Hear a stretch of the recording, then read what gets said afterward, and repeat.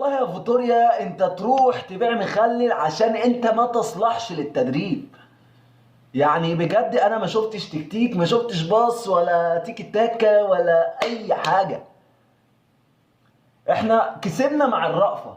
انت متخيل ان احنا كمنتخب مصر 7 بطولات ونهائيات ياما ياما ياما وبنصعد بالرأفة؟ يعني انا مش عارف واحد زي مروان عطية ده انت كنت مقعده الماتشين اللي فاتوا ازاي؟ مش عارف اقول لك ايه بصراحة، لان انا مش شايف. امال انت كنت بتعمل ايه طول ال8 شهور اللي انت كنت ماسك فيهم المنتخب؟ انت تروح تبيع مخلل والله؟ دي الشغلانة الكويسة بالنسبة لك. احنا بنهجص كورة يا جدعان، بنهجص.